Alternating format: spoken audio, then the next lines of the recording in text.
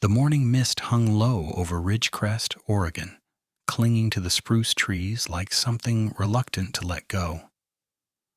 I remember sitting at my usual booth in Mabel's diner, third from the door, back to the wall where I could see both the parking lot and the kitchen. 11 years of hauling timber through the Cascade Range had given me habits, some practical, some superstitious, most somewhere in between. I wrapped my hands around the ceramic mug, feeling the warmth seep into fingers that still ached from yesterday's 12-hour run, and I watched the steam curl upward into the amber light of the hanging lamps. Mabel herself poured my second refill without asking, the way she'd done every morning for the better part of a decade. She was pushing 70, but moved like someone who'd been running diners since before I was born, which she had. The coffee was too strong and slightly burnt, exactly the way every trucker within 50 miles preferred it. "Cold one last night," she said, topping off my cup. "Radio said it got down to 19 up at Blackwood." Felt like it. I took a sip, letting the bitter heat settle in my chest. Had ice on my mirrors until past 10. "You're running the night hauls again?" "Someone's got to.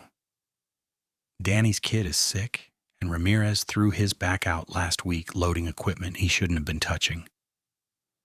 Mabel made a sound that was half acknowledgement, half disapproval. She'd told me more than once that I worked too hard. That a man my age, 43, though I felt older most mornings, ought to have someone waiting at home to make those hours feel worthwhile. She wasn't wrong, but she also wasn't the one paying my mortgage on a cabin I'd inherited from a grandfather who died before I ever knew him. The cabin, I thought about it then the way I did most mornings. Pictured the wood stove I'd need to feed when I got back, the vegetable garden out back that was mostly dirt this time of year but would need turning soon.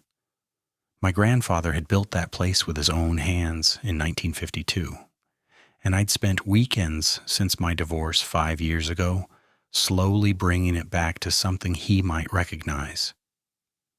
New roof, reinforced foundation, a porch that no longer threatened to collapse when you stepped on the third board from the left. The bell above the door chimed, and Carl Whitmore shouldered in, stomping mud from boots that had seen better decades. He was one of the old-timers, had been hauling logs since before environmental regulations turned half the business into paperwork. And he carried himself with the permanent forward lean of a man who'd spent too many years fighting a steering wheel. "Nightshade," he said, sliding into the booth across from me. That was my name, believe it or not. Eric Nightshade. My father had been Peter Nightshade, and his father had been Lars, and somewhere back in the line, some Scandinavian ancestor had earned or chosen or been cursed with the name. I'd stopped explaining it to people years ago. "Carl, Mabel's got fresh cinnamon rolls." "Mabel's got fresh everything." He waved at her, held up 2 fingers, and turned back to me. "You took the 126 run last night?" "Always do." "All the way through the hollow?" "Blackwood? Yeah, that's the route. Has been for 3 years now, since they closed the logging road up past Mackenzie." Carl nodded slowly, his weathered face unreadable. "Notice anything strange?" I thought about it, really thought about it, and the answer should have been no. Should have been. But something flickered at the edge of my memory. Something I dismissed at the time because my mind had been on the road, on the weight distribution of the load, on the ice that kept trying to form at the edges of my windshield. "Elk," I said finally. Saw a whole herd of them standing at tree line, maybe mile marker 47. Thought it was strange because they were just standing there, not grazing, not moving, just facing the trees. Carl's fingers tightened around his coffee cup. Just slightly, just enough that I noticed. Facing which direction? Into the hollow. Deep timber. All of them like they were watching something. He didn't respond. Mabel brought his cinnamon roll, and he thanked her with a smile that didn't reach his eyes, and the conversation drifted to other things. Road conditions, mill schedules, the new owner's insistence on shaving maintenance budgets despite having never sat behind the wheel of anything larger than a German sedan. But I noticed Carl didn't finish his breakfast, and he left before I did, which never happened. I remember thinking it was odd. I remember noting it and filing it away in the part of my brain that collected observations without explanation. The mental cabinet where I kept things like why the old-timers always blessed themselves when they passed the burned-out church on Route 58, or why Mabel kept a shotgun under the counter that I was pretty sure had never been used on a robbery. The next 3 days were normal. I ran my routes, slept when I could, fed the wood stove, turned the garden soil even though spring was still weeks away. The physical labor felt good, honest in a way that driving sometimes wasn't. You could see what you'd accomplished with a shovel. The dirt held the shape of your effort. It was the fourth night when I first noticed the silence. I was hauling a full load through Blackwood Hollow around 2 a.m, running behind schedule because of a delay at the cutting site.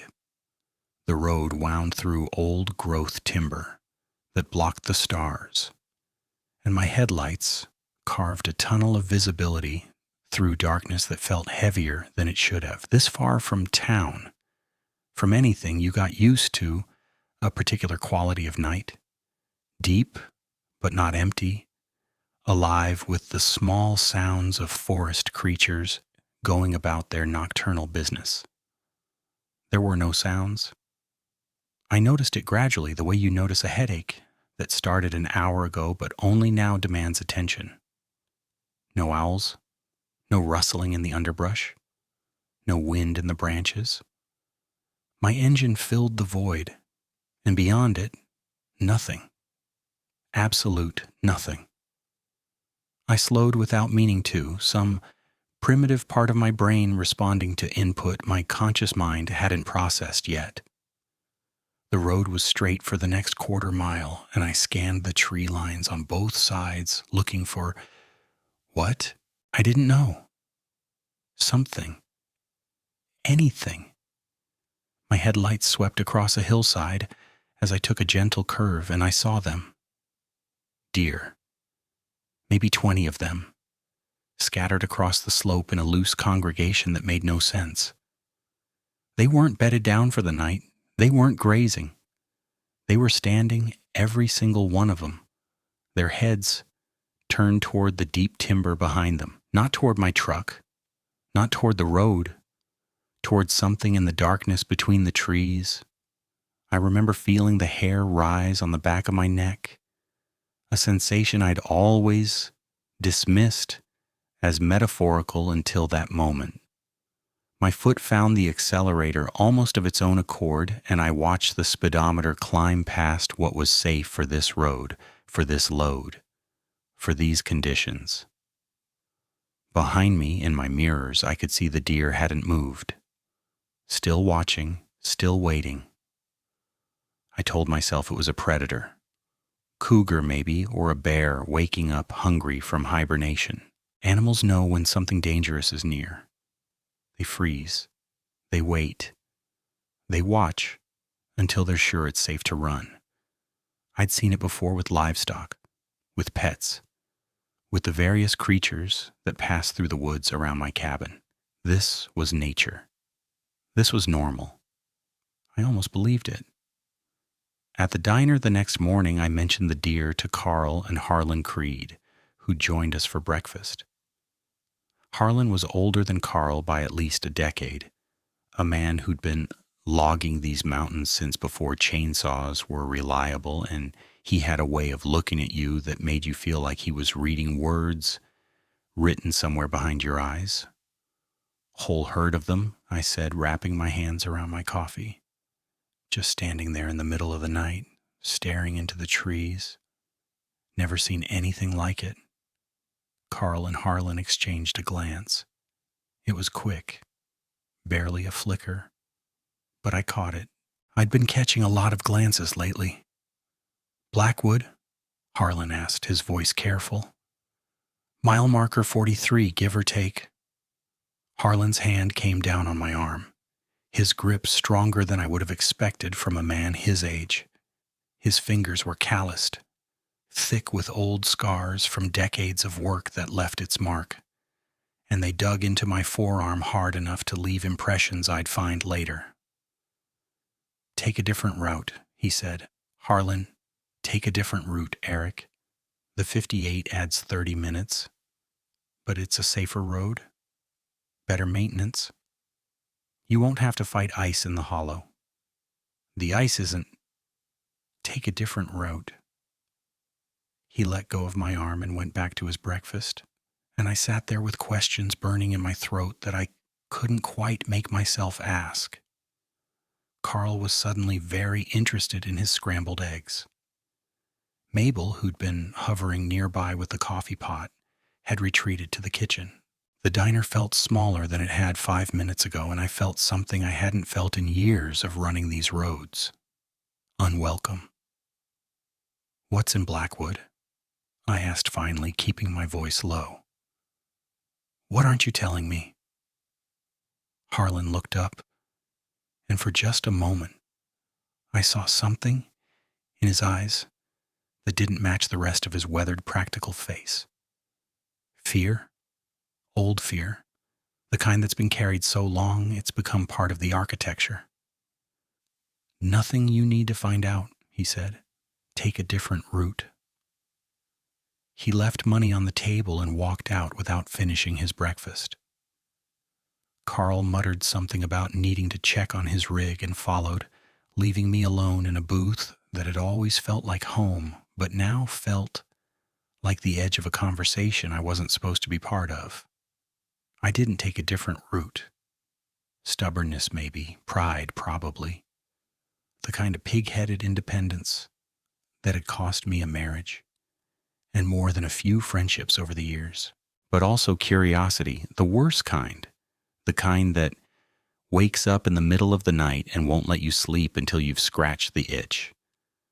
I started paying attention after that. Really paying attention.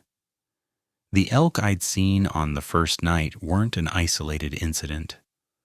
Over the next week, I spotted them 3 more times, always at tree line, always facing the deep timber, always frozen in that unnatural watching stillness. Once I stopped the truck and got out, thinking I'd approach them, see if I could figure out what had captured their attention so completely. The moment my boots hit gravel, they scattered. Not toward the road, not across my path, into the trees, into the darkness they'd been watching.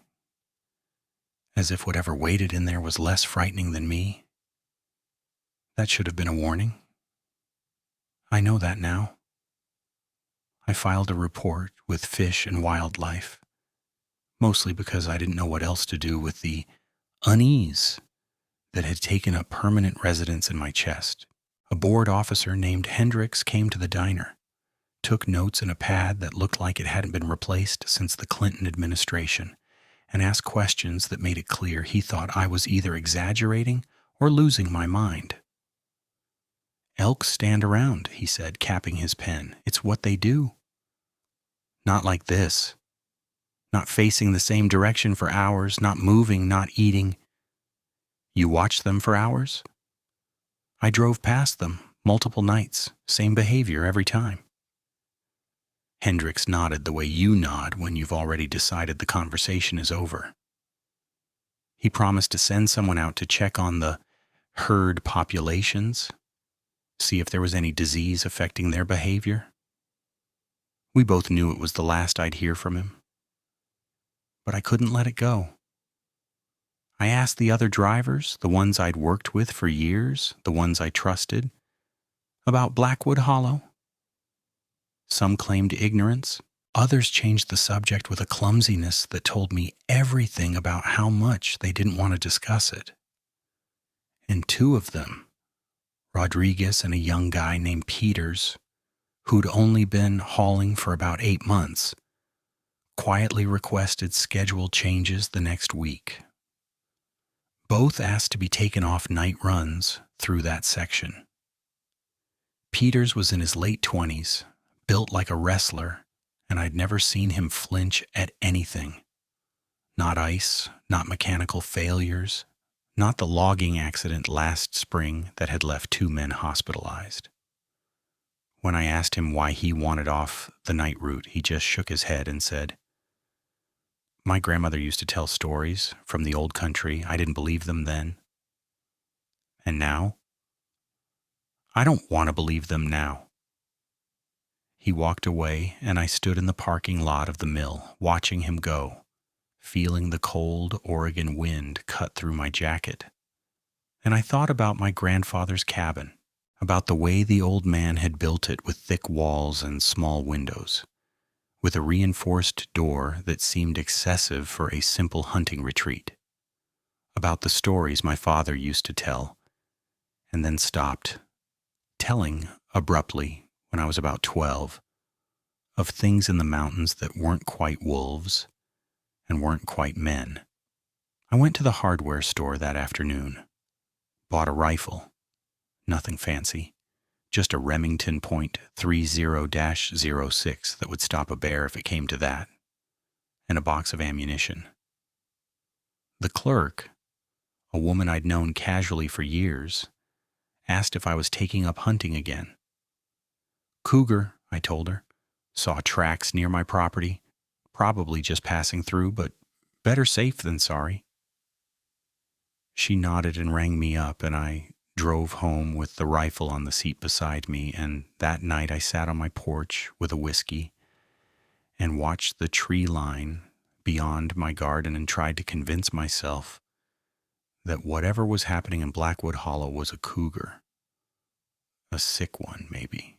An old one, territorial and aggressive, scaring the other animals with its presence. I almost believed it. The next night I learned how wrong I was. I was running behind again. Seemed like I was always running behind since I'd started paying attention to things I shouldn't. And I hit the hollow around 2:30 a.m. The moon was bright enough to silver the road ahead of me, and for once the curves felt almost welcoming, familiar in their rhythm.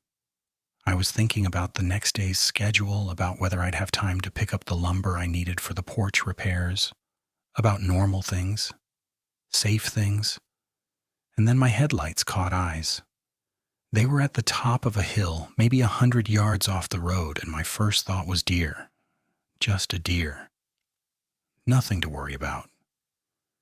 But the thought died before it fully formed because the eyes were wrong. Too high off the ground. Too wide apart. Reflecting amber in my headlights with an intensity that seemed impossible. Too bright, too aware. I eased off the gas, slowing without meaning to. And the eyes blinked once. Deliberately. Almost mockingly. And then moved. Sideways. Fast. Faster than anything that size should be able to move, vanishing between the trees in a direction that meant whatever I'd seen had covered 30 feet of terrain in less than a second. I remember my hands shaking on the wheel. I remember the cold sweat that broke out across my back, despite the heater running full blast. I remember thinking very clearly that I should stop. Should call someone, should report what I'd seen. But I didn't stop. I pressed the accelerator to the floor, and I didn't look back, and I didn't pull over until I was 10 miles past the hollow's edge, parked on a gravel turnout with my hands trembling so badly I could barely light a cigarette. I don't smoke. Hadn't in 15 years. I went through 3 before I trusted myself to drive again. The third cigarette burned down to the filter before I noticed, the ember singing my fingertips and snapping me back to the gravel turnout, to the truck idling beneath me, to the reality of what had just happened. I flicked the butt out the window and watched it arc into the darkness, a brief orange comet that vanished the moment it hit the wet ground. My hands had stopped shaking mostly, but something deeper was still trembling, some internal mechanism that regulated the boundary between what I knew about the world and what I'd just seen. I sat there for another 20 minutes, engine running, heater blasting, radio tuned to a country station that was playing songs about heartbreak and highway miles. Normal sounds. Human sounds. I needed them the way a drowning man needs a lifeline, something to hold on to while the current tried to pull me under. When I finally trusted myself to drive, I took the long way home, added 40 minutes to my route, skirted around the edges of Blackwood Hollow, like it was a wound in the landscape I couldn't bear to touch. The cabin was cold when I got there. I'd let the wood stove die during my extended absence, and I built a fire with hands that still felt like they belonged to someone else. The rifle I'd bought sat on the kitchen table, and I loaded it before I even took off my jacket. 8 rounds in the magazine, 1 in the chamber. Not enough. I knew, somehow, that it wouldn't be enough. Sleep didn't come. I lay in bed with the lights on, listening to the cabin settle around me, jumping at every creak and groan of the old timber frame my grandfather had assembled 7 decades ago. The windows were black rectangles looking out at nothing, and I kept waiting for something to appear in them. Kept waiting for those eyes. Amber, too wide, too high, to materialize in the glass. They didn't. But I knew they were out there somewhere, and knowing that changed everything. The next morning, I called Fish and Wildlife again. Got transferred 3 times before landing with a supervisor named Chen, who sounded like she actually gave a damn about her job, which made her unusual enough to notice. I filed a report last week, I said, keeping my voice calm, professional. Officer Hendricks took my statement about unusual animal behavior in the Blackwood Hollow area. I'm calling to follow up. Let me pull that up. Keys clicked in the background. Nightshade, Eric? You reported elk standing motionless at tree line, possible cougar activity in the area. That's the one. Have you sent anyone out to investigate? It looks like more clicking. Officer Hendricks noted the behavior as likely related to seasonal patterns. There's no current investigation scheduled. Seasonal patterns.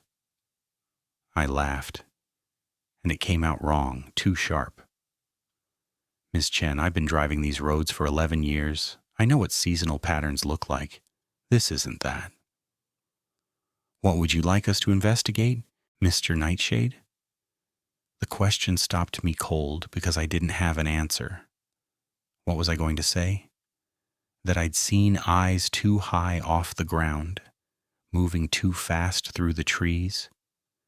That something was wrong in Blackwood Hollow, fundamentally wrong, and the animals knew it even if the humans refused to acknowledge it? Predator activity, I said finally. There's something in those woods that's scaring the wildlife. Big game is acting abnormal. I think you've got a dangerous animal out there, maybe a sick one, and if you don't look into it, someone's going to get hurt. Chen promised to pass my concerns along to the regional wildlife biologist. She gave me a case number that I wrote on the back of a grocery receipt and promptly lost. When I hung up, I knew I'd never hear from her again. But I wasn't ready to give up. Not yet. That afternoon, I drove into Ridgecrest proper and stopped at the library, a small brick building that had been serving the community since before my grandfather was born. Martha Klein worked the reference desk, had worked it for 30 years, and she knew more about the local history than anyone else in town. Eric Nightshade, she said when I walked in, peering at me over reading glasses that made her eyes look owl-like.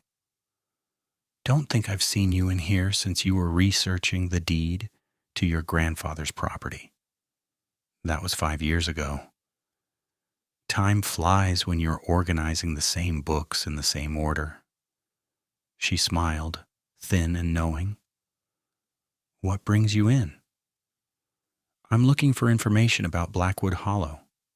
History. Anything you might have.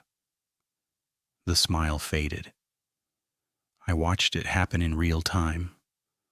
Watched the warmth drain out of her face and leave something careful in its place, something guarded. What kind of information?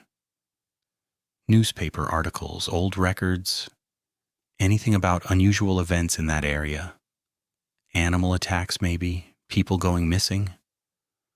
Martha was quiet for a long moment, her fingers resting on the edge of the desk, like she was bracing herself for something. Then she shook her head slowly, a gesture that seemed more sad than dismissive. You're not the first to ask, you know. Over the years, I've had maybe a dozen people come in with the same questions. Loggers, mostly, hunters. People who spent time in those woods and came back changed. What did you tell them? The truth. That I don't have what they're looking for. The Hollow's been part of this county since before Oregon was a state. And in all that time, there's been remarkably little written about it. A few survey reports from the 1890s. Some timber assessment documents from the 50s. Nothing that would explain why people come in here asking about it with that look in their eyes. What look? She studied me for a moment, and I had the uncomfortable sensation of being cataloged, filed away in some mental system I couldn't access. The look you have right now, she said quietly. Like you've seen something that doesn't fit in the world you thought you knew, and you're trying to find proof that you're not crazy. I didn't know how to respond to that. I stood there in the quiet of the library, surrounded by books that contained all the knowledge humanity had accumulated over thousands of years, and I felt more alone than I had in my entire life. There is one thing, Martha said after a moment. Not official, not documented, but there's a man who lives up on Miller Ridge, Samuel Vance. He's 93 years old, been in these mountains his whole life. His father was one of the original loggers who worked the Blackwood timber claims back in the 20s. If anyone knows the history you're looking for, it would be him. She wrote an address on a slip of paper and handed it to me. Her fingers brushed mine briefly, and I felt how cold they were. Be careful, Eric, she said. Some questions don't have answers you want to hear.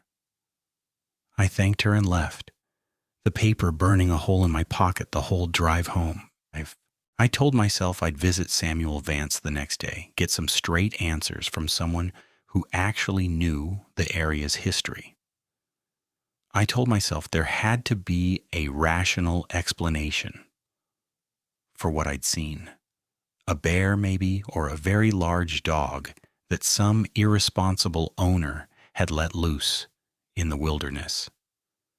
Maybe even a person, some hermit living off the grid who'd learned to move through the forest with unusual speed and stealth.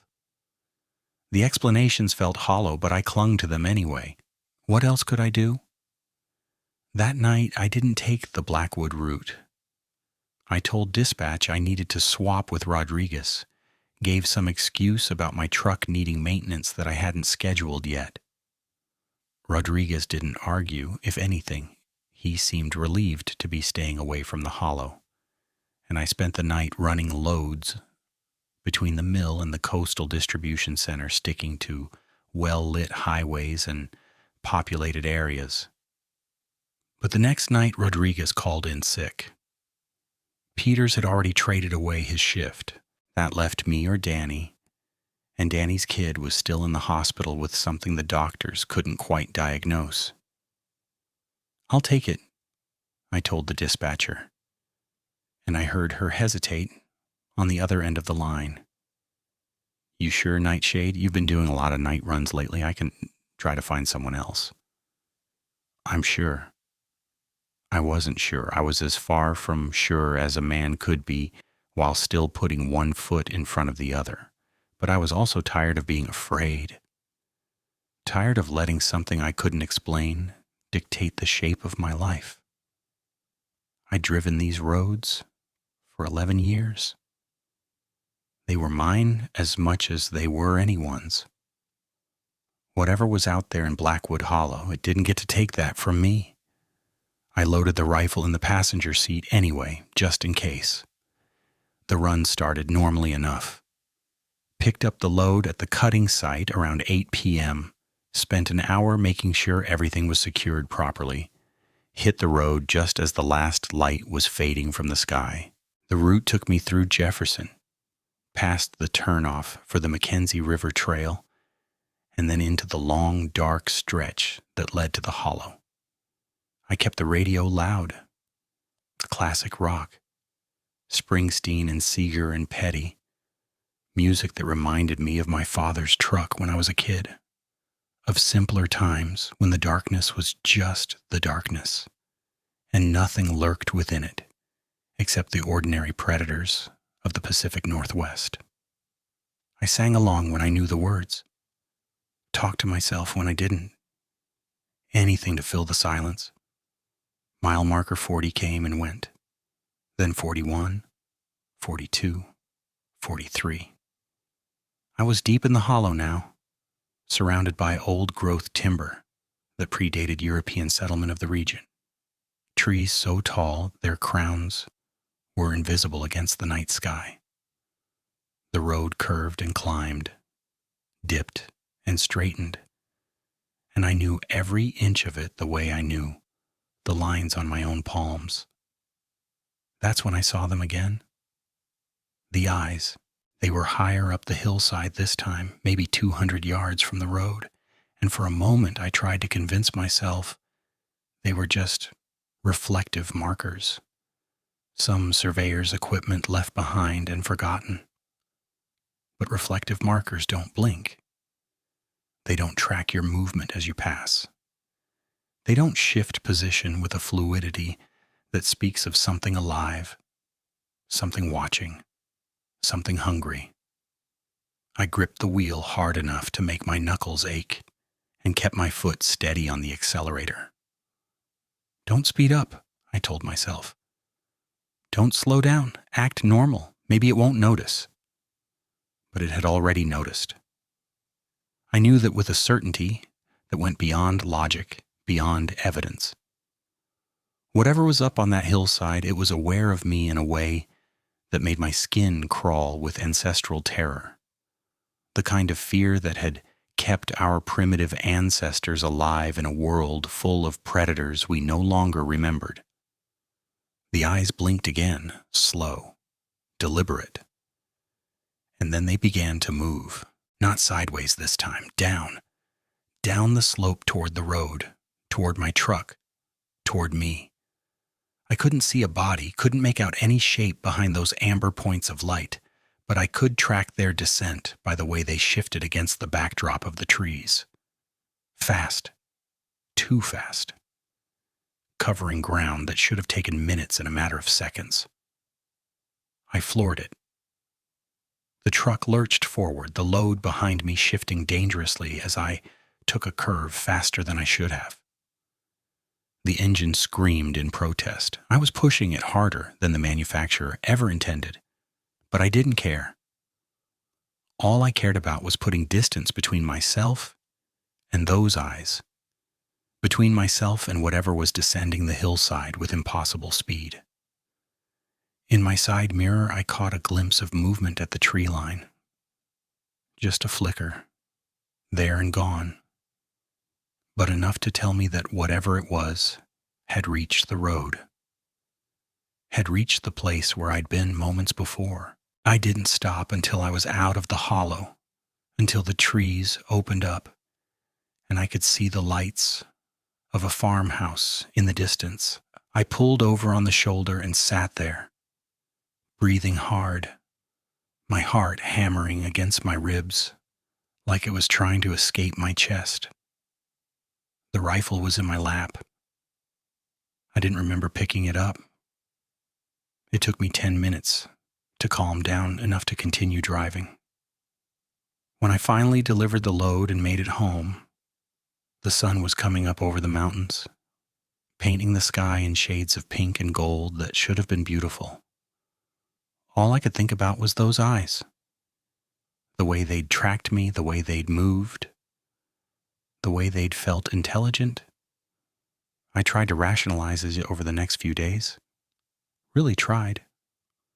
I went to the library, checked out books on large predators of the Pacific Northwest, studied the behavior patterns of bears, cougars, wolves. None of it fit. Bears didn't have eyes that reflected that particular shade of amber. Cougars didn't grow large enough to have eyes 8 feet off the ground. Wolves had been extinct in this part of Oregon for a century. I visited Samuel Vance, an old-timer who lived up on Miller Ridge, driving up there on a rare day off. His cabin was even more remote than mine, accessible only by a dirt road that hadn't been maintained since the Reagan administration. He answered the door with a shotgun in one hand and suspicion in his eyes that softened only slightly when I explained who I was. "Lars Nightshade's grandson," he said, lowering the weapon. "I remember your grandfather. Stubborn man. Smart, though. Smart enough to build his place outside the hollow. Can I ask you some questions about Blackwood?" Vance studied me for a long moment, then stepped aside to let me in. The cabin smelled like wood smoke and old books, and every surface was covered with the detritus of a life lived mostly alone. He made coffee on a wood-burning stove and handed me a cup before settling into a chair that looked older than I was. "You've seen something," he said. Not a question. "I don't know what I've seen." "Yes, you do. You just don't want to believe it." I told him about the eyes, about the elk, the silence, the wrongness that had settled over the hollow like a second darkness. He listened without interrupting, his weathered face giving nothing away, and when I finished, he was quiet for so long, I thought he might have fallen asleep. "My father logged that timber for 20 years, he said finally. "Started in 1922, quit in 42. Know why he quit?" I shook my head. "Because one night he saw what you saw, eyes in the dark, too high off the ground. And he was one of the lucky ones. He lived long enough to warn me, to tell me to stay out of those woods after dark, no matter what, no matter why." "What is it?" Vance looked at me, and in his eyes I saw the same fear I'd seen in Harlon's, the same weight of knowledge too heavy to carry alone. "I don't know," he said. "My father didn't know. Nobody knows. It's been there longer than any of us, longer than the logging roads, longer than the town. The native peoples who lived here before, Kalapuya, Molala, they had names for it, stories. They knew to stay out of certain places when the sun went down. But what is it, a bear? Some kind of... It's not a bear." His voice was sharp, cutting. "It's not anything you've got a name for. It's something else. Something that doesn't fit in the world we think we understand." He leaned forward, his eyes intense. "My advice to you, Eric Nightshade, is the same advice your grandfather would have given you if he'd lived long enough. Stay out of Blackwood Hollow after dark. Whatever you think you need to prove, whatever you think you need to know, it's not worth what you'll find. I left his cabin with more questions than answers, but with something else too. Confirmation. I wasn't crazy. I wasn't imagining things. Something was out there, and it had been out there for a very long time. The knowledge should have made me feel better. It didn't. That week I tried to switch to day shifts only. Told dispatch I had personal issues that required me to be home at night, which wasn't entirely a lie. But the company was short-staffed, and the logging sites were running extended hours to meet their quotas, and bit by bit I found myself creeping back into the night rotation. One run here, another there, always through the hollow because that was the route, and changing it would have meant admitting something I wasn't ready to admit. I started carrying the rifle with me on every run, kept it loaded on the passenger seat, safety off, ready to fire at a moment's notice. I knew it was probably useless. Knew, on some level I couldn't quite articulate, that whatever I'd seen wouldn't be stopped by bullets. But it was better than nothing. It was something I could hold on to while the darkness pressed in from all sides. The third encounter came 2 weeks after the second. I was running late again. There seemed to be a pattern, and I hit the hollow just after midnight. The moon was new, the sky overcast with clouds that threatened rain but never delivered, and the darkness was absolute. My headlights carved a narrow tunnel through it, and beyond that tunnel, nothing. I was at mile marker 45 when the engine coughed. Not a full stall, just a hiccup, the kind of thing that happens sometimes with heavy loads on steep grades. But it was enough to make me slow down, enough to make me pay attention to the gauges and dials that told me the health of my vehicle. Everything looked normal. Oil pressure fine, temperature fine, battery charging, no warning lights, no alarms. But the engine coughed again, and I found myself pulling over onto a wide spot in the road, a turnout I'd used 100 times before to check my load or take a piss or just stretch my legs after hours behind the wheel. I turned off the engine, stepped out of the cab. The silence hit me like a physical force. No insects, no birds, no wind in the trees, just the tick of the cooling engine and the sound of my own breathing, too loud in the absolute stillness. I stood beside my truck, the rifle in my hands, and I listened to nothing. That's when I looked up. Against the deeper darkness of the tree line, where even starlight couldn't penetrate, I saw a shape on the ridge above me. It was crouched at first, a dark mass that could have been a boulder, a fallen tree, a trick of the shadows. But as I watched, it rose and kept rising. The silhouette was massive. Shoulders broader than any man's, arms that hung too long, reaching almost to where the knees should have been, a head that swiveled toward me with a motion that was horribly, unmistakably predatory. It stood like a man, 2 legs upright, balanced, but everything about it was wrong. The proportions were stretched, elongated, as if someone had taken a human form and pulled it in directions that violated every law of biology I understood. I couldn't see details, just the shape.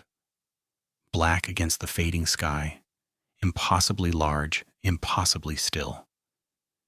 It was watching me. I knew it was watching me with the same certainty I knew my own name, and I understood in that moment that I had been seen, that I had been marked, that whatever happened next was no longer entirely my choice. The shape began to move, down the slope, toward me. I didn't run. Some part of my brain had short-circuited, replacing the fight-or-flight response with something more primitive, more paralyzing. I stood there with the rifle raised, my finger on the trigger, knowing I should shoot, knowing I should flee, doing neither. It descended with a grace that shouldn't have been possible for something so large. Each step covered ground that would have taken me 3 or 4 strides. The darkness swallowed its lower body, made it seem like the torso was gliding rather than walking. And the wrongness of that image finally broke through my paralysis. I fired. The sound of the rifle was enormous in the silence, a crack that echoed off the hillsides and came back to me, distorted, multiplied. I had no idea if I'd hit anything. I didn't wait to find out. I scrambled back into the truck, turned the key, and prayed to whatever God might be listening that the engine would start. It did. First try, like it had never coughed at all. I tore out of that turnout so fast my tires threw gravel 100 feet behind me. The load shifted dangerously, straps creaking, but I didn't care. All I cared about was putting distance between myself and that shape, between myself and those impossible proportions, between myself and the certainty I'd seen in the way it moved, that I was prey. I drove home with all the lights on, every switch flipped, the truck blazing like a beacon through the darkness. I didn't stop at the diner, didn't stop at the mill, didn't stop until I was parked in my own driveway with the sun coming up and the rifle clutched in hands that wouldn't stop shaking. I tried to tell myself it was a bear, a really, really big bear, maybe one that had been fed by tourists and lost its fear of humans, maybe one that was sick, had something wrong with it that affected its posture, made it stand up straighter than bears normally stood. I didn't believe it. I couldn't believe it. I'd seen enough bears in my life to know what they look like, silhouetted against the sky, and what I'd seen wasn't a bear. It wasn't anything that belonged in the natural world. It was something else, something that moved like a predator, but thought like something more. And it had decided to show itself to me. But why? That question haunted me. Through the next few days, through the sleepless nights and the paranoid scans of the tree line and the constant checking of locks I'd never worried about before. Why reveal itself? Why let me see its shape when it had spent who knows how long hunting from the shadows? The answer, when it came to me, was worse than not knowing. It wanted me to be afraid. It wanted me to know what was coming. I spent the next week trying to convince myself I was wrong, that I was suffering from some kind of stress-induced hallucination, that the isolation of the job had finally caught up with me, that I needed to see a doctor and get some pills that would make the shadows stop moving. I even called my ex-wife, Sarah, thinking that hearing her voice might ground me in reality the way it used to during our marriage. Eric? She sounded surprised to hear from me. We hadn't talked in almost a year, not since the divorce finalized. Is everything okay? I don't know, I admitted. I've been seeing things in the woods. I don't know what's real anymore. There was a long pause. She said the things people say when they're worried about you. Asked if I was sleeping, if I was eating, if maybe I should take some time off. I heard the concern in her voice, but also the distance, the careful tone that meant she was already wondering if reconnecting with me had been a mistake. I wanted to tell her everything, wanted to describe the eyes, the shape, the fear that had become my constant companion. But I knew how it would sound. I knew what she would think. I'll be fine, I said instead, just tired long hours. She didn't believe me. I could hear it in her silence, but she let it go, and we hung up with promises to talk again soon that we both knew were lies. Instead, I did what I always did when faced with problems I couldn't solve. I worked, took every shift that was offered, ran every route that was assigned, pushed through the fear with a stubbornness that my grandfather would have recognized. If the thing in Blackwood Hollow wanted to scare me away, it was going to have to try harder. It tried harder. The fourth encounter happened on a night so dark the stars themselves seemed to have retreated, as if the sky had drawn a curtain between itself and the earth below. I was running the hollow at 1 a.m, the rifle beside me, every light on the truck blazing when my flashlight. I'd started keeping one in my lap, ready to use, caught something between the trees that made me slam on the brakes so hard the load behind me groaned in protest. It was standing maybe 30 feet from the road, not hiding, not lurking, just standing there, in plain view, as if it had been waiting for me to arrive. The flashlight beam illuminated fur first, coarse, gray-black, matted in places with something that might have been mud or might have been blood. The texture was wrong. Not like any animal pelt I'd ever seen, but somehow more organic, more alive, as if each individual hair was aware of my attention and bristling in response. My hand trembled, and the beam slid upward. A snout, long, lupine, pulled back to reveal teeth that gleamed wetly in the artificial light. Too many teeth, rows of them sharp and yellowed, crowding a jaw that seemed too large for the skull it was attached to. The lips were black, the gums redder than they should have been, and as I watched, a tongue emerged to run across those impossible teeth in a gesture that was unmistakably horribly anticipatory. Higher still, eyes, those same amber eyes I'd seen before, but now set in a face that merged canine and human in ways that violated every law of evolution I understood. There was intelligence in those eyes, recognition, the certainty that it knew me, had always known me, had been waiting for this moment with a patience that spanned years. And hands, actual hands hanging at its sides, with fingers that were too long and ended in claws that looked like they could open a steel drum. Not paws, hands.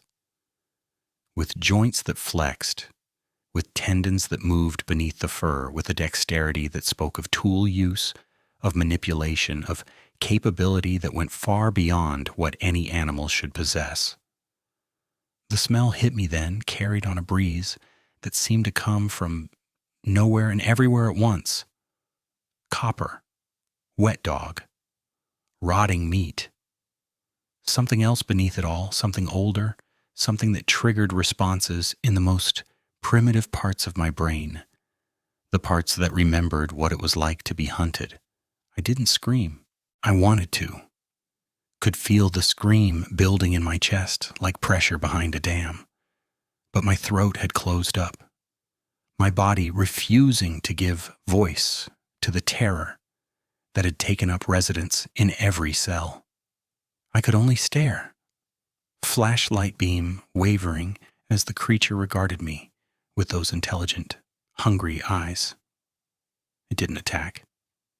It didn't move at all. It just stood there, letting me look, letting me see what I'd been fleeing from, what I'd been denying, what had been stalking me through these woods for weeks now. And then, slowly, deliberately, it smiled.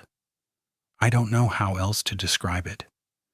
The lips pulled back further, the teeth gleamed brighter, and something shifted in those amber eyes that looked almost like amusement. Like it was enjoying my fear. Like this was a game it had played many times before with many different prey, and it never got tired of this moment. The moment when the prey understood finally and completely, what it was facing. I floored the accelerator. The truck leaped forward, the load swaying behind me, and I didn't look back. Couldn't look back. Because looking back would have meant acknowledging that what I'd seen was real, and some part of me was still trying to preserve the illusion that the world made sense. But I knew.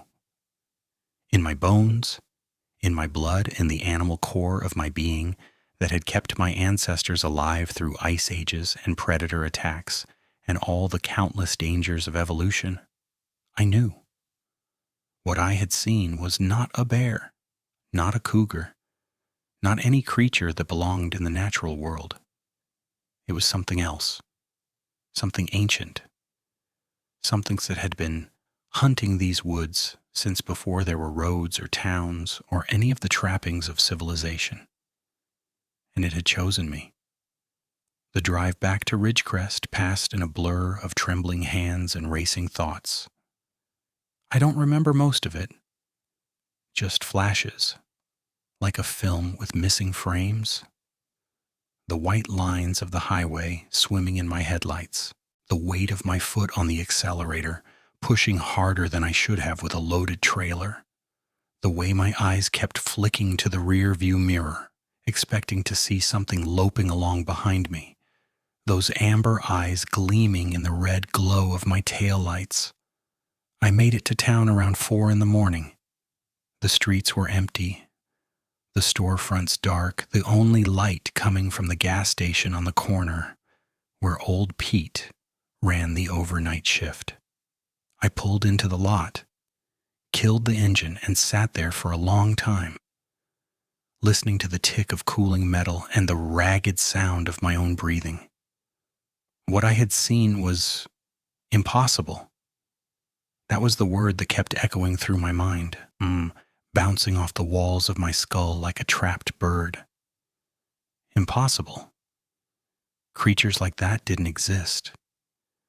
They belonged in folklore, in campfire stories, in the fever dreams of people who'd spent too long alone in the wilderness. They did not stand in the headlights of logging trucks and smile at terrified drivers. But I had seen it. Every detail was burned into my memory with the clarity of a photograph. The texture of that fur, the gleam of those teeth, the horrible intelligence in those amber eyes. I could close my eyes and see it perfectly. Could still smell that awful combination of copper and rot and wet animal musk. My mind could deny it all it wanted, but my body knew the truth. My hands were still shaking, my shirt was soaked through with sweat, and somewhere in the last few miles I'd bitten my tongue hard enough to fill my mouth with the taste of blood. I sat in that parking lot until the sun came up. Watched the sky shift from black to gray to pale pink. Watched the streetlights flicker off one by one. Watched the town slowly come to life around me. It felt like returning from another world, like I'd spent the night in some parallel dimension where the rules of reality didn't apply, and now I was trying to slot myself back into the ordinary world of coffee and newspapers and people going about their daily routines. When Mabel's Diner opened at 6, I was the first one through the door. Mabel took one look at me and her face went pale. Jesus, Eric. You look like you've seen a ghost. I wanted to laugh at that. A ghost would have been a relief. A ghost would have made sense. I slid into my usual booth, and my hands were trembling so badly that I knocked over the sugar dispenser when I reached for it. Coffee, I said. My voice came out rough, scraped raw. Please. She brought me a cup without comment, but I could feel her eyes on me as I wrapped both hands around it, trying to absorb its warmth. The ceramic was almost too hot to touch, but I didn't care. I needed to feel something real, something solid, something that belonged to the normal world I was desperately trying to convince myself still existed. The diner filled up slowly over the next hour. Carl came in around 7, took his usual seat at the counter, ordered his usual eggs and bacon. A few of the other drivers drifted in. Mike and Terry and old Joe, who'd been hauling timber in these mountains since before I was born. They nodded at me, exchanged small talk with each other, complained about the weather and the road conditions and the price of diesel. Normal. Everything was so goddamn normal. I watched them with something like wonder, marveling at how they could sit there eating breakfast and reading newspapers when the world had shifted on its axis overnight. Didn't they know? Couldn't they feel it? The wrongness that had seeped into everything, the crack in reality that I'd glimpsed through the trees of Blackwood Hollow. But of course they didn't know. They hadn't seen what I'd seen. They were still living in the world where such things were impossible, where the worst thing in the woods was a cougar or a black bear, or maybe a drunk hunter with bad aim. They had no idea that something else lived out there, something ancient and intelligent and hungry. I thought about telling them. The urge was almost overwhelming. To stand up, to shout, to make them understand what was lurking in those mountains, but I could already see how that would go. The skeptical looks, the knowing glances exchanged behind my back, the whispered conversations about how Eric Nightshade had finally cracked, had let the isolation and the long night hauls get to him. No one would believe me. Why would they? I barely believed it myself, and I'd seen the thing with my own eyes. So I sat there in silence, drinking coffee that had gone cold hours ago, watching the world go on around me as if nothing had changed. But everything had changed. I knew that now, with a certainty that settled into my bones like winter frost. The creature in Blackwood Hollow was real, and it had seen me, and there was no going back to the comfortable ignorance I'd enjoyed before. The question was, what was I going to do about it? I should have quit right then. Should have walked into the dispatch office, handed in my keys, and driven away from Ridgecrest without looking back. That would have been the smart thing to do, the sane thing, the survivable thing. But I didn't. Partly because I needed the money, needed the routine, needed the anchor of work to keep me from spinning off into pure panic. And partly because some stubborn, stupid part of me still wasn't ready to fully accept what I'd seen. Maybe it had been a bear after all. A really big bear, caught in weird lighting. My fear-soaked brain filling into details that weren't really there. Bears could stand on their hind legs. Bears had long snouts and sharp teeth. In the dark, in a moment of pure terror, couldn't a bear look like almost anything? I clung to that explanation like a drowning man clinging to driftwood. It wasn't much, but it was something. A thin thread of normalcy in a world that had suddenly gone mad. I told myself that I'd been tired, stressed, maybe coming down with something. I told myself that the human mind was unreliable, that fear could distort perception, that there was always a rational explanation for everything. I told myself a lot of things in those first few days. Most of them were lies. The dispatch office called on Thursday asking if I was ready to take another run. I told them I'd be there Friday morning. I spent Thursday night cleaning my rifle, loading extra shells, telling myself it was just a precaution, just in case I ran into that big bear again. The run on Friday was a day haul. Pickup at a site near Mill Creek, delivery to the yard in Eugene. I'd done that route 100 times.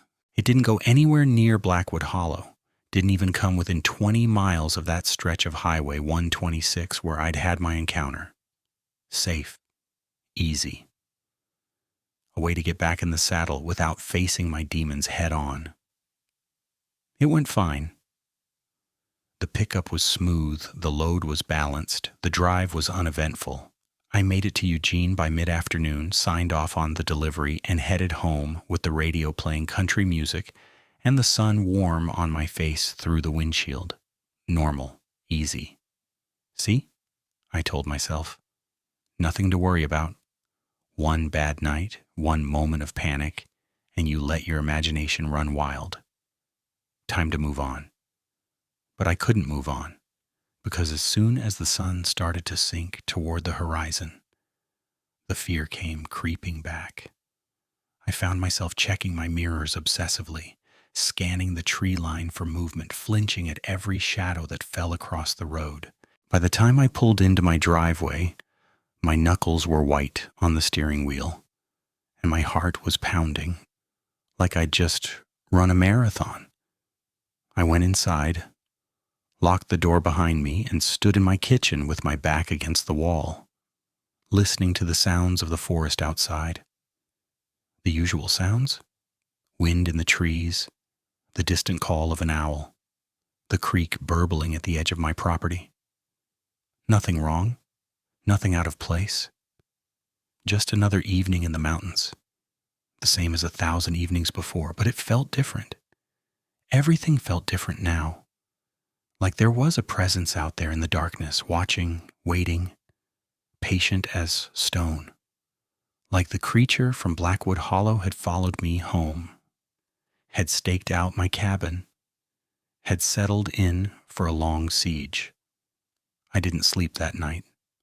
Sat up in my chair with the rifle across my lap, watching the windows, listening for any sound that didn't belong. Around 3 a.m, I heard something moving in the brush at the edge of my property. A heavy, deliberate movement that seemed to circle the cabin before fading back into the forest. Probably a deer. Maybe even that bear I kept trying to convince myself I'd seen.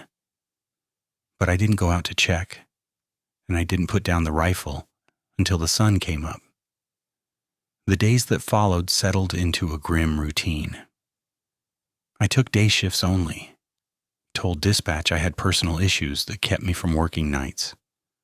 They weren't happy about it, but they needed drivers badly enough that they didn't push too hard. I made my runs in the sunshine, stuck to routes that kept me away from Blackwood Hollow, and tried to pretend that everything was normal. But the nights were bad. I couldn't shake the feeling that something was watching me, tracking my movements, learning my patterns. I started finding things out of place around my property. A garbage can knocked over, scratches on the siding of my shed, prints in the soft earth of my garden that were too big to be anything I could explain. I told myself it was raccoons. Or maybe that damn bear come looking for an easy meal. I didn't really believe it. The worst part was the isolation. I couldn't talk to anyone about what I was going through. Couldn't call up Carl or Mike and say, "Hey, you ever see a 7-foot monster in the woods that looked like a wolf decided to stand up and grow human hands?" That wasn't a conversation. That was a one-way ticket to the psych ward. I tried once.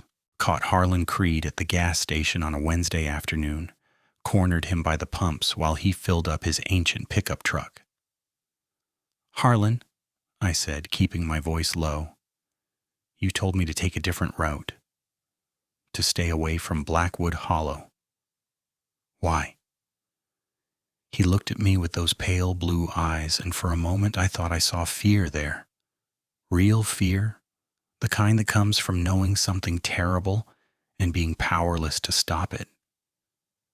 "Just old stories," he said. "Nothing to worry about." "What kind of old stories?"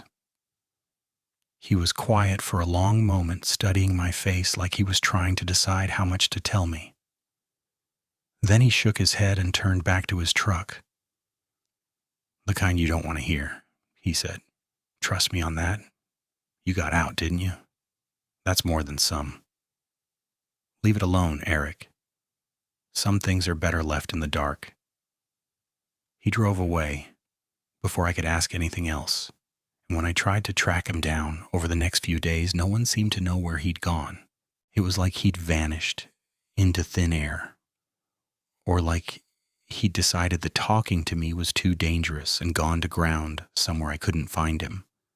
I started researching on my own, spent my evenings at the library in town, digging through old newspapers and historical records, looking for anything that might explain what I'd seen.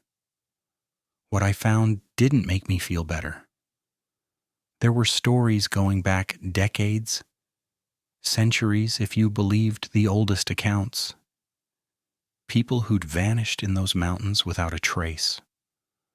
Livestock mutilated in ways that didn't match any known predator. Hunters who'd come back from the deep timber with their hair turned white and their minds shattered, babbling about shapes in the darkness that walked on two legs but weren't human. The local tribes had known about it. I found references in an old anthropological study, a creature they called by a name I couldn't pronounce, something that translated roughly as the hunger that walks. They'd avoided certain areas of the forest, had marked the boundaries with symbols meant to ward off evil spirits. Most of those symbols had long since faded or been destroyed. But I found a photograph of one in a book from the 1920s, carved into a tree trunk at the edge of Blackwood Hollow. The same symbol I'd seen scratched into the bark of a pine tree, not 50 yards from my cabin. Fresh scratches, made within the last few days. That was when I knew. It wasn't just watching me from a distance anymore. It had found where I lived. It had marked its territory, and I was inside that territory now. I thought about running, packing up my truck, heading south, putting as many miles as I could between myself and those mountains. But something stopped me. Some stubborn primal part of my brain that knew running from a predator only triggered the chase instinct. If I fled, it would follow. It would hunt me down no matter how far I ran, and it would take its time, savoring my fear the way it had savored it in that moment when it smiled at me in my headlights. Number. If I was going to survive this, I had to be smart about it. Had to understand what I was dealing with, find its weaknesses, figure out some way to fight back, or at least protect myself. I started fortifying my cabin, put new locks on all the doors, reinforced the windows with steel bars I bought from a hardware store in the next town over. I installed motion sensor lights around the perimeter, rigged up a crude alarm system using fishing line and tin cans, kept my rifle loaded and within reach at all times, slept in shifts, never more than a few hours at a time, always with one ear listening for sounds that didn't belong. And every night, I heard them, heavy footsteps circling my property, the scratch of claws against wood. Once, around 2 a.m, a sound that might have been breathing, deep, wet, guttural, coming from just outside my bedroom window. I didn't look, didn't go to the window, didn't pull back the curtain to see what was making that sound, because some part of me knew that if I looked, if I saw it again up close, I would lose what little grip on sanity I still had left. The creature was patient, more patient than any natural predator had any right to be. It didn't attack, didn't try to break in, didn't do anything overt enough that I could report it to the authorities or convince myself to run. It just circled, watched, waited, like it was enjoying the game, savoring my fear, feeding on my slow descent into madness. I started to wonder if that was the point, if maybe it didn't need to kill me to get what it wanted, if the fear itself was a kind of sustenance, and I was providing a feast every single night. 2 weeks after my encounter in Blackwood Hollow, I found something on my porch that almost broke me. It was a jacket, an old hunting jacket, faded orange, torn and stained with something dark that had dried to a rusty brown. I recognized it immediately. I'd seen it hanging in Carl's truck a dozen times, had joked with him about how the color had faded until it was more pink than orange. Carl had taken a night run through Blackwood Hollow 3 days ago. He hadn't shown up for work since, and when dispatch tried to raise him on the radio, they got nothing but static. I picked up the jacket with trembling hands, turned it over, saw the name stitched into the collar in Carl's neat handwriting, and underneath it, newer marks, 4 parallel scratches that had torn through the fabric and the name alike, leaving ragged furrows that looked exactly like the marks I'd seen on the siding of my shed. A message, a threat, a promise of what was coming for me if I didn't. What? What did it want? What could I possibly give a thing like that, except my fear and eventually my life? I called the sheriff's office that morning, told them I'd found a jacket that might belong to a missing person, gave them Carl's name and a vague description of where I'd found it. They sent a deputy out to take my statement, the same bored young man who'd taken my original report about the wildlife encounter. He looked at the jacket, looked at the scratches, looked at me with barely concealed skepticism. "Bears," he said. "We've had a lot of bear activity this season. Your friend probably ran into one, dropped his jacket, hightailed it out of there. And he hasn't been seen in 3 days? People go off the grid sometimes. Maybe he's up at a fishing cabin somewhere, letting his nerves settle." I wanted to grab him by the shoulders, shake him, scream in his face that bears didn't scratch their kills' names like a calling card, that Carl wasn't at any fishing cabin, that something was hunting in those woods that made bears look like house cats. But I could already see how that would go. The deputy would look at me with pity, would make notes about my agitated state, would probably recommend that I seek professional help. So I kept my mouth shut, let him take the jacket as evidence, signed his forms, shook his hand when he left. And then I went back inside and sat down at my kitchen table and tried to figure out what the hell I was going to do next. The answer came to me 3 nights later, delivered in a way that left no room for doubt about what the creature wanted. I was sitting in my usual spot by the window, rifle across my lap, trying to stay awake through another long vigil. The motion lights had triggered twice already, once for a deer, once for what might have been a raccoon, and my nerves were so frayed that every shadow looked like a threat. Around midnight, I heard the sound of something heavy being dragged across my porch. A slow, deliberate sound, like whoever, whatever, was making it wanted me to hear. Wanted me to wonder what was happening just a few feet away, separated only by a thin layer of wood and glass. I didn't move, didn't breathe, just sat there with my heart hammering in my chest, listening to that awful scraping sound grow closer and closer to my front door. Then it stopped. Silence. Not even the sounds of the forest. No owls, no crickets, no wind in the trees. Just that terrible waiting quiet that I'd come to associate with the creature's presence. And then a voice. Low, guttural, barely recognizable as words. Coming from the other side of my front door, so close I could have reached out and touched it, if there hadn't been an inch of oak between us. Eric. My name. It knew my name. It was speaking my name in a voice that sounded like gravel and blood and broken bones. And there was amusement in that voice, a horrible, knowing amusement that made me want to curl into a ball and scream until my throat gave out. Eric, it said again. Come out, come play. I don't remember grabbing my rifle.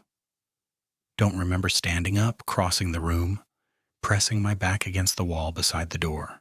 I just remember the feel of the gun in my hands, the cold weight of it, the only thing standing between me and certain death. Go away, I said.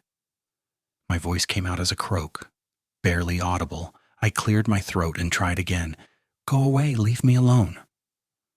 Silence, then a sound that might have been laughter, a wet, gurgling sound that had no business coming from anything with a throat.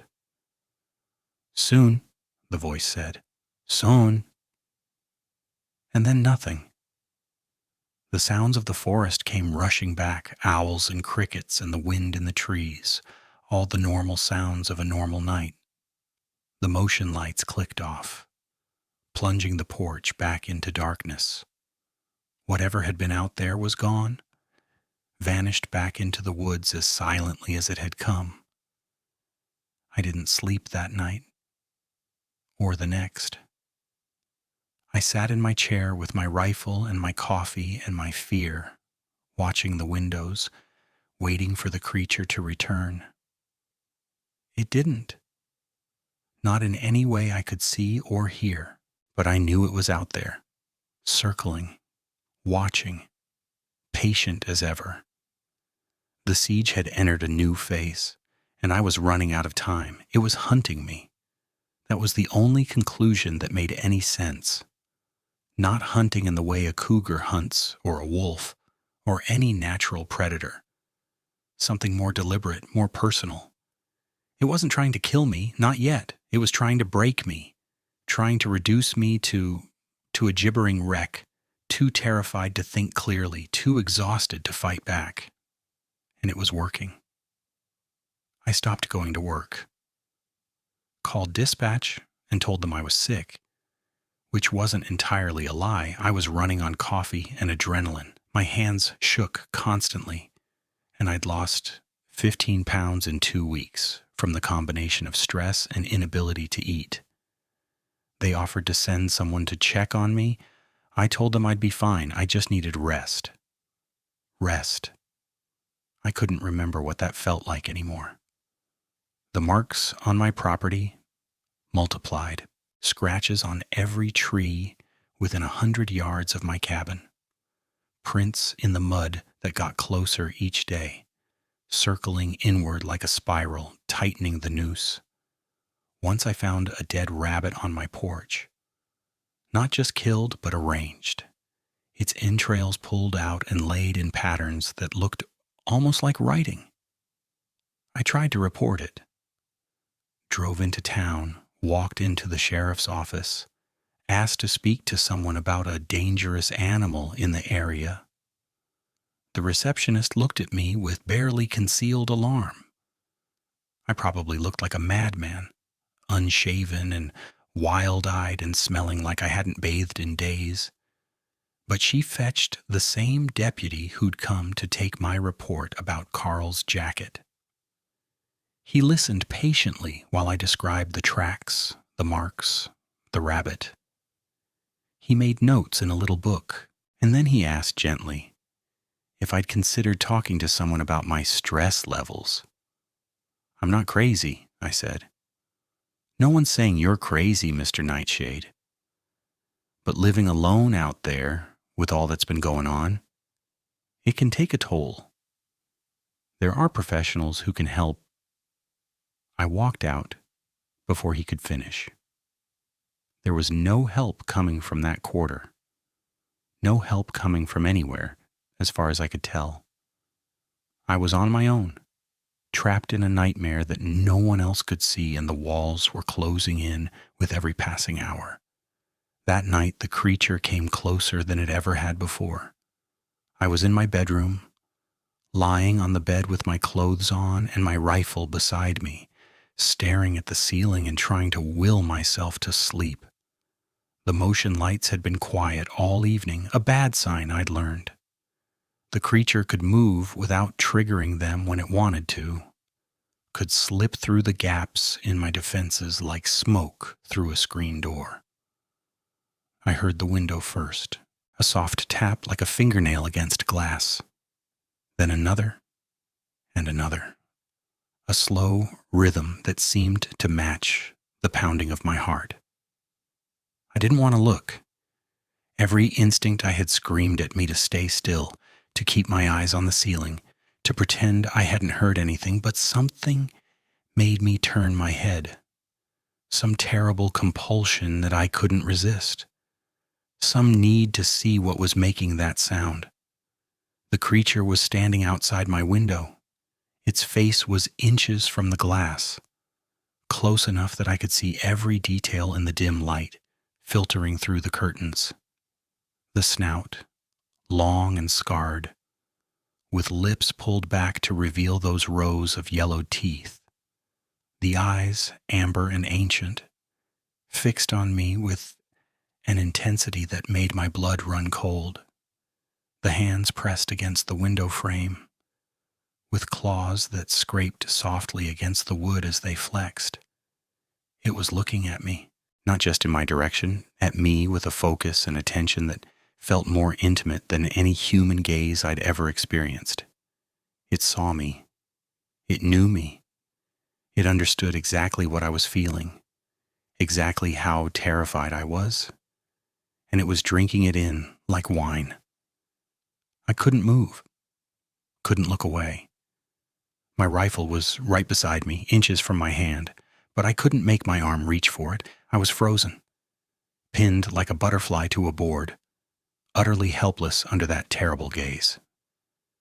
The creature smiled.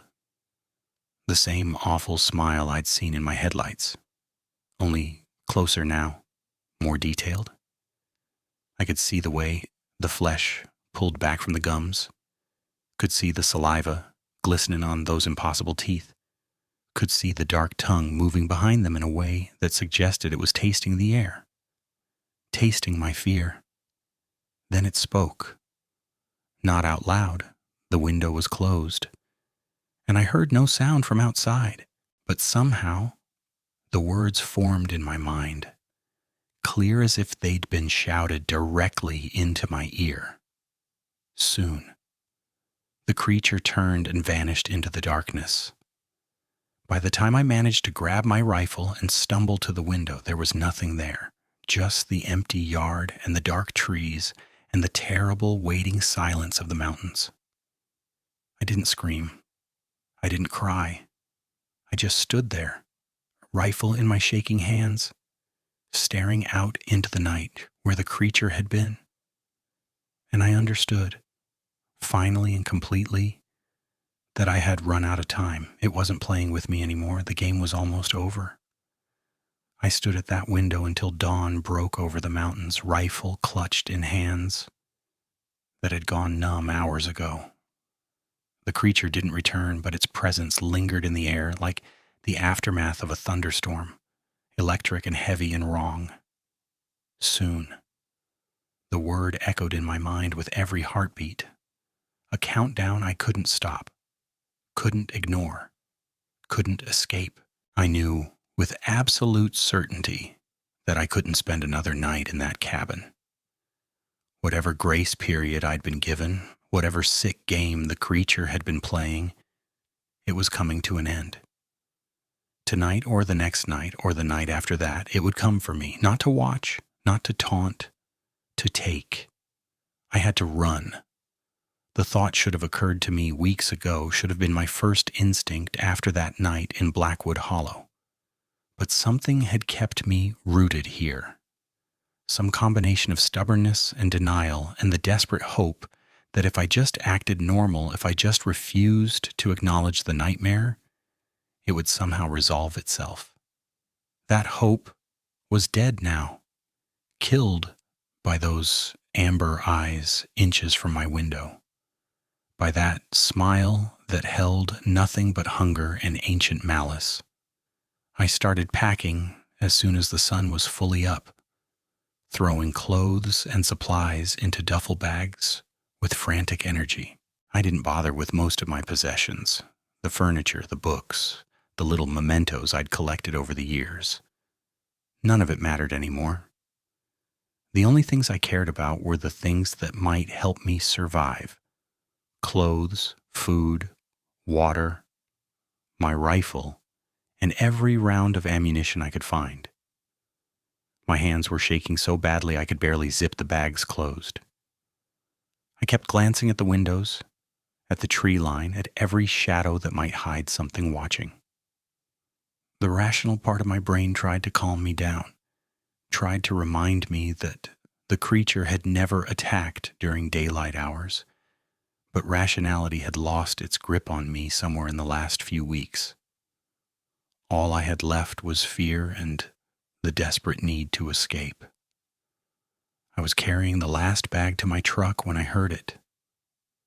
A sound from the woods. Not the silence I'd grown to dread, but something worse. A low rumbling growl that seemed to come from everywhere at once, vibrating through the ground and into my bones. I froze with one hand on the truck door, every muscle in my body locked in place by pure primal terror. It was still morning. The sun was shining. This wasn't supposed to happen now. But the creature didn't care about my expectations. I saw it emerge from the tree line at the edge of my property, and for the first time I saw it in full daylight. Every detail was visible, every horrifying inch of it burned into my memory with clarity that I would carry to my grave. It stood 7 feet tall, maybe more. Hard to judge the distance when your mind is screaming at you to run. The body was humanoid but wrong, proportions stretched and twisted like a reflection in a funhouse mirror. Broad shoulders covered in coarse fur that was darker than I'd realized, almost black with hints of gray at the tips like a wolf in winter coat. The arms hung too long, nearly reaching its knees, ending in hands that were obscenely human in their structure, but tipped with claws that curved like sickles, each one as long as my finger. The legs bent backward at the knee, digitigrade like a dog's, but thick with muscle that rippled under the fur as it moved. Each foot was massive, splayed wide with claws that dug into the earth and left gouges I could see from 30 yards away. But the face. God, the face. It was a wolf's face, elongated and scarred, with a muzzle that split into that terrible smile I'd seen so many times. The teeth were wrong, too many of them, crowded together in rows that went back further than any natural jaw should allow. Some were pointed like a canine's fangs, others flat and grinding like molars, and still others were serrated like steak knives. A tongue the color of raw liver moved behind them, long and prehensile, sliding across the teeth in a gesture that was almost sensual. The eyes were the worst part, amber and ancient, burning with an intelligence that was older than humanity, older than the mountains themselves. They held me in their gaze with the same intensity I'd felt through the window, pinning me in place, stripping away every defense I'd ever built. It knew my name, it knew my fears, it knew exactly how I would die. The creature took a step toward me, and I understood that this was it.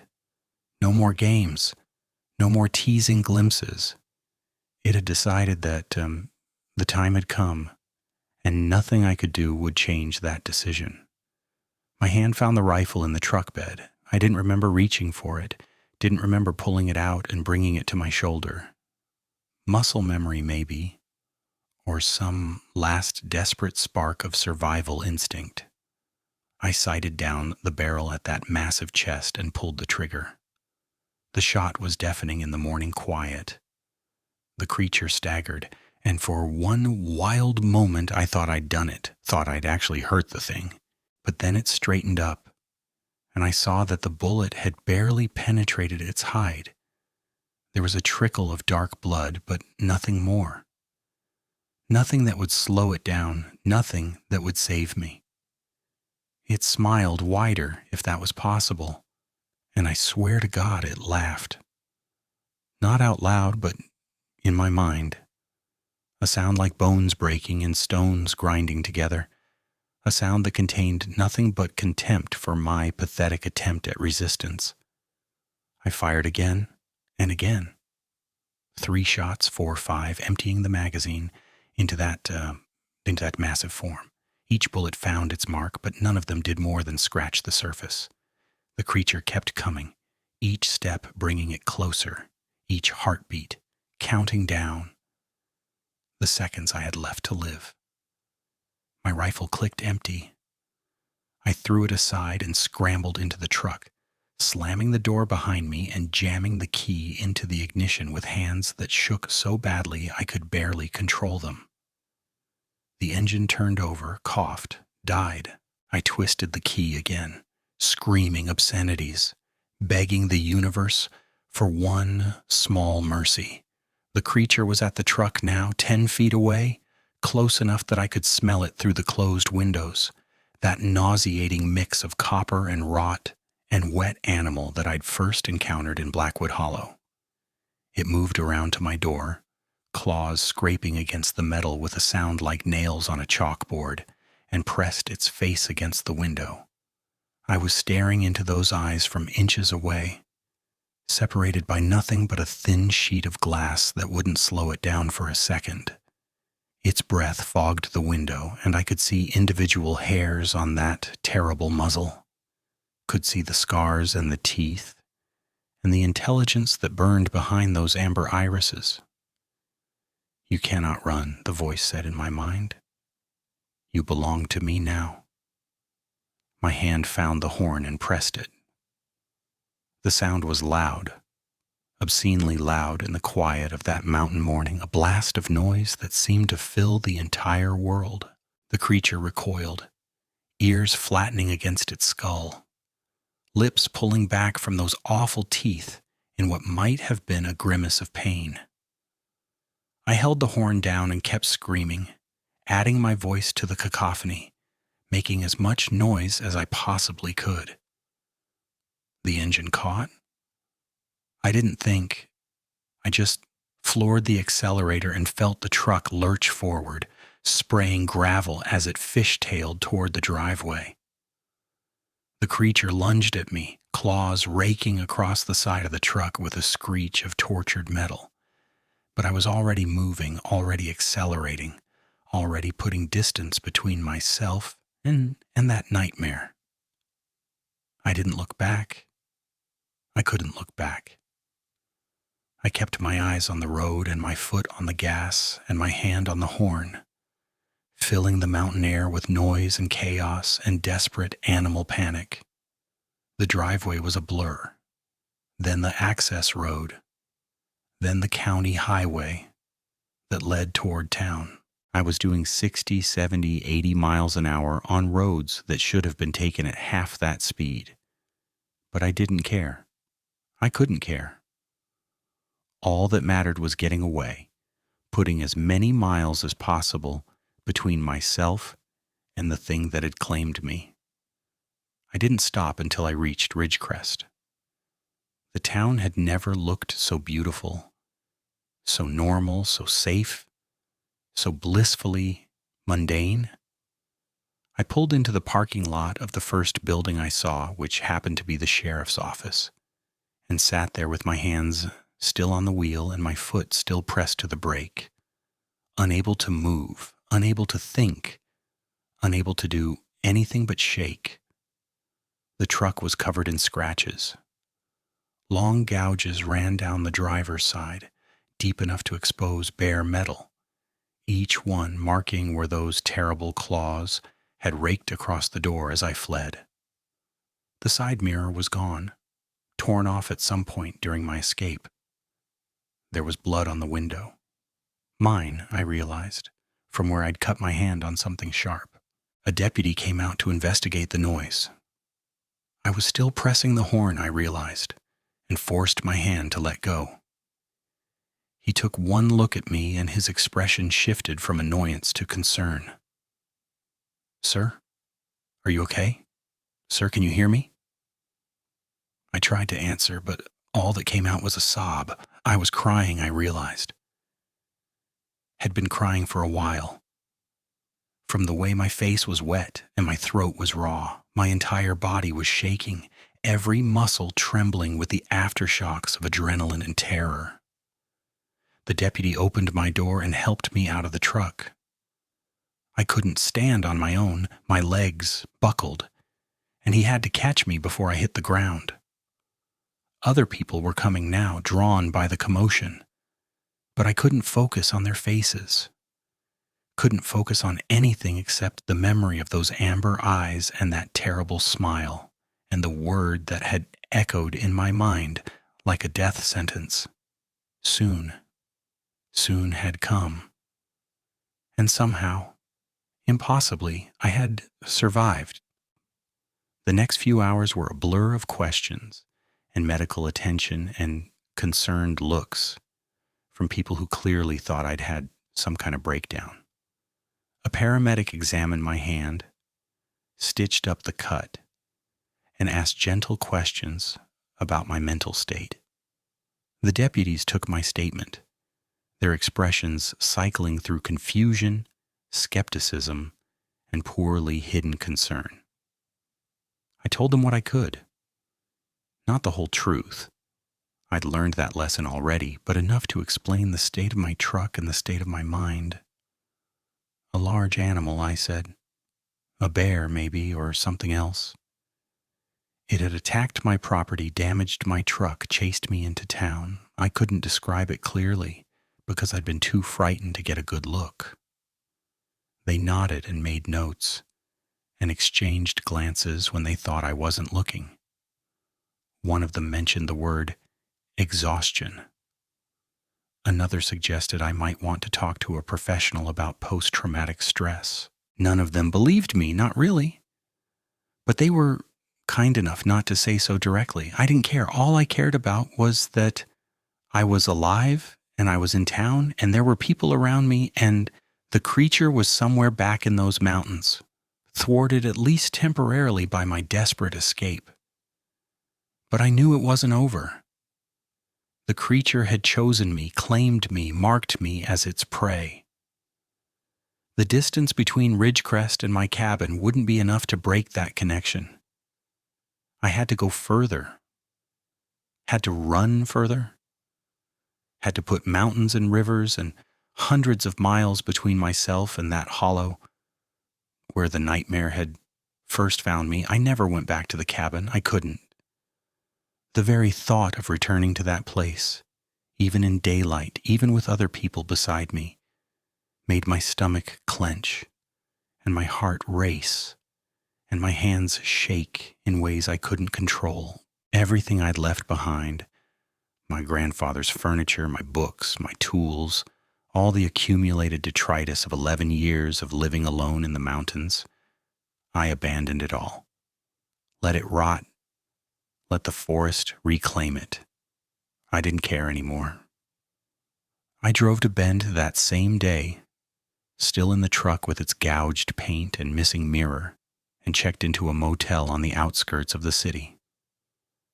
I paid for a week in advance and barricaded myself in the room, pushing furniture against the door and keeping all the lights on and sleeping with my knife under the pillow.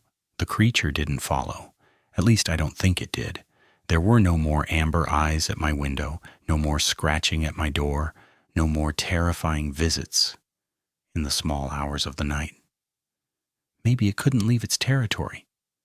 Maybe it was bound to Blackwood Hollow in some way I didn't understand.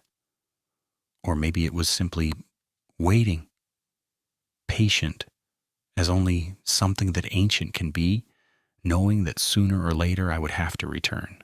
I wouldn't. I swore to myself that I would never set foot in those mountains again, never drive a logging truck through forest roads, never put myself in a position where the creature could find me. I would rather be poor and terrified and alive than risk encountering that nightmare ever again. I sold the cabin through a realtor, never setting foot on the property myself. Got half what it was worth, but I didn't care. The money let me put a deposit on a small apartment in Bend, in a complex full of families and young professionals and normal people living normal lives. I took a job driving delivery trucks for a local grocery chain. Short hauls, daylight hours only, well-populated routes that never came within 50 miles of deep forest. My ex-wife Sarah called when she heard I'd moved. We'd been cautiously reconnecting before all this happened, meeting for coffee, exchanging emails, testing whether the damage from our marriage could be repaired. She'd heard I'd quit my job and sold the cabin, and she was worried. I tried to explain, not the whole story, I knew better than that, but enough to help her understand why I'd changed my life so drastically. A traumatic experience, I said. An encounter with something dangerous in the woods. I couldn't go back there, couldn't continue living that life, couldn't pretend that everything was normal when I knew the truth about what lurked in those mountains. She listened, asked questions, and in her silence afterward I could hear the judgment, the concern, the slow withdrawal of someone who has decided that the person they're talking to is not well. "Eric," she said finally, her voice careful and measured, "have you thought about talking to someone? A professional, I mean?" I had. In fact, I was already seeing a therapist, one who specialized in trauma, who didn't laugh when I described my unusual experience, who helped me process the terror without requiring me to explain exactly what I'd seen. But I couldn't make Sarah understand that, couldn't bridge the gap between my reality and hers. We stopped talking after that. She stopped returning my calls, stopped answering my emails. The last I heard, she'd moved to California with her new boyfriend, putting as much distance between herself and her crazy ex-husband as she could manage. I don't blame her. If I hadn't lived through it myself, I wouldn't believe it either. The other drivers from Ridgecrest drifted away too. Carl Whitmore was still missing when I left. The search had been called off. The case filed as a probable accident or wildlife attack. The guys I'd worked with for years started avoiding my calls, started changing the subject when I tried to talk about what had happened. Eventually, I stopped trying. Let those relationships die the way my marriage had died. Casualties of an experience I could never truly share. That was 2 years ago. I still live in Bend, in a small apartment on the 3rd floor of a building, with excellent lighting and thin walls that let me hear my neighbors at all hours. I still drive delivery trucks, short routes during daylight, never straying too far from civilization. I still see my therapist twice a month, still take the medication she prescribed for anxiety and insomnia, still lie awake some nights with the lights on and the air horn I carry everywhere clutched in my sweating hands. I found a support group online, people who've seen things, experienced things, survived encounters with creatures that shouldn't exist. We meet virtually once a week, sharing our stories in the safety of anonymity, validating each other's experiences in a world that refuses to acknowledge them. There's a man from Michigan who saw something in a state park, a woman from Wisconsin who barely escaped from something that attacked her car on a country road, a teenage kid from Texas who's afraid to tell his parents what he saw in the woods behind their house. We don't have answers. We don't know what these things are, where they come from, why they hunt us. But we know we're not alone. and sometimes that's enough. I have nightmares still. The creature's face at my window, those amber eyes burning into mine, that word echoing in my mind, like a promise yet to be fulfilled. Soon. I wake up screaming sometimes, drenched in sweat, reaching for a rifle I no longer own. My therapist says the nightmares will fade in time, and I'm not sure I believe her. I've done research, of course. Everyone in the support group has.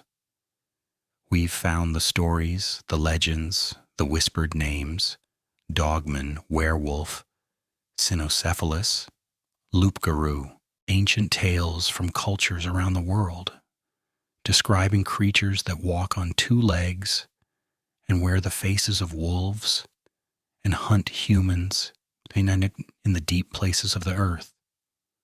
None of the legends quite match what I saw, but they all gesture toward the same terrible truth.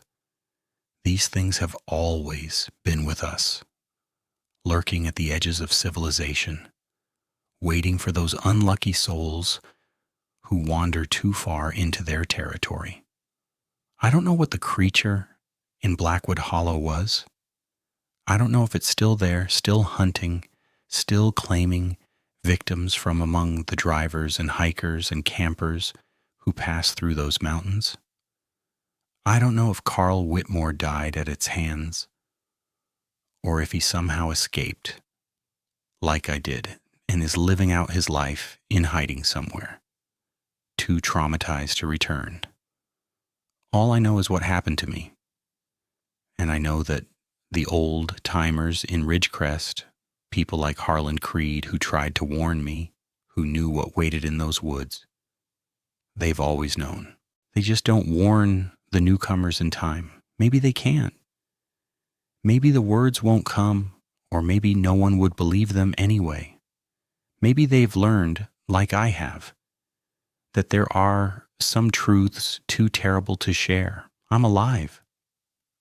That's more than Carl Whitmore can say. More than who knows how many others who drove those roads before me and never came back. I'm alive, and I'm as safe as I can be in a world where monsters are real, and I have learned to keep my eyes on the road and my hand on the horn and my back firmly against the wall of civilization. But sometimes, late at night when the medication isn't working and the nightmares won't let me sleep, I remember those amber eyes and that terrible smile and that voice in my mind, patient and certain and eternal. Soon. Not yet. Maybe not ever if I'm lucky and careful and never set foot in those mountains again. But the creature is still out there, waiting in Blackwood Hollow, ancient and hungry and endlessly patient. And somewhere, right now, some other driver is taking the night shift, navigating those dark roads without any idea of what watches from the tree line. I should warn them. I know I should. But who would believe me?